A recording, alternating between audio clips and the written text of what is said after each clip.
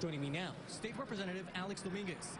Sir, tell us a bit about the upcoming legislature and how it relates to the Rio Grande Valley. Hi, thanks for this time to talk to y'all. Well, I'll tell you what, this has been a very fast legislative session for us here in the House. Working with a delegation from the Rio Grande Valley, we've been really working hard to move certain pieces of legislation to help the valley. Part of what we're looking at is we have a need, obviously, to address healthcare and education issues, but in addition to that, both Cameron and Willacy and Hidalgo counties have in the past suffered from flooding damage. So this is a prime opportunity for us to look into legislation to help our communities to avoid those disasters. Tell us a bit about some of the legislation you've worked on, at least during your term here. For example, right now I have a piece of legislation that will be on the floor on Wednesday, which provides better coordination after disasters. Hurricane Harvey taught us a whole lot that we need to have everybody on the same page when it comes to communication and sharing data.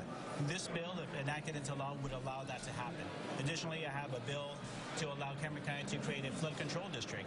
That way Cameron County can prepare for future heavy rains that might come. Additionally, we've been working on legislation to help the healthcare industry in the Rio Grande Valley. One of the things that we suffer from is that we have a hard time getting doctors to come down to the valley and stay in the valley. Even with a new medical school, there's not an incentive for those doctors to stay here. So we're working on legislation to keep those doctors and have them do the residency in the valley and make it their home as well. A big talk here in the capital talking about education reform. How do you think the valley will benefit from something like this? So on HB 3, I'm a co-author on that bill. It's a tremendous bill. It's $9 billion invested into education. It's something we have never done that before. So there's a lot of momentum here on both sides, a very bipartisan issue. We think that we've estimated all the schools in my district will benefit by HB 3's passage, and most of the schools, if not all of them in the valley, will also benefit. We're also seeing from the Senate side also the raises for the teachers. Do you think this ties in any way towards Senate Bill 3? Well, at this point, HB 3 and Senate Bill 3 will go into conference and they'll try to negotiate those things. I'm a big supporter of giving teachers across the board raise, the $5,000. The problem is that that raise doesn't address our librarians, our counselors, our cafeteria workers, our bus drivers. So the House version, HB 3, does more to address their needs as well because they're members of our community and they also deserve to earn a better paying wage. And then we're also kind of addressing growth in the Rio Grande Valley. I know there's coming a space. There's a lot of things that people are very looking forward to.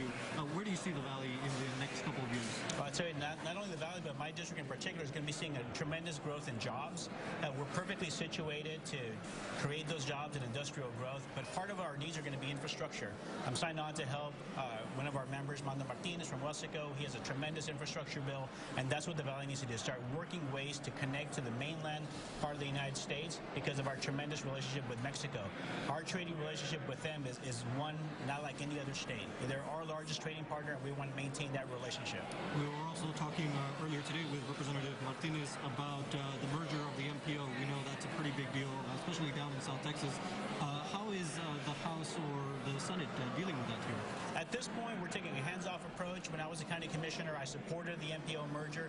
We believe that the state will have billions of dollars that we can tap into if Cameron and Hidalgo counties become the fifth largest MPO in the state.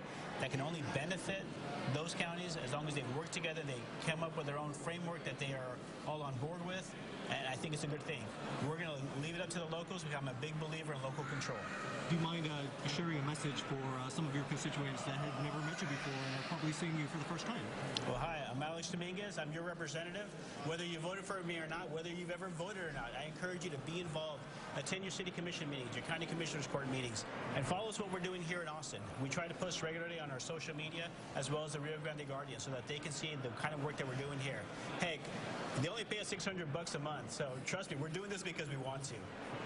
Thank you for joining us. If you missed part of today's show or would like to see the full unedited interviews with our special guest, check out our website. That's kveo.com. I'm your host, Alfredo Cuadros. Have a wonderful day.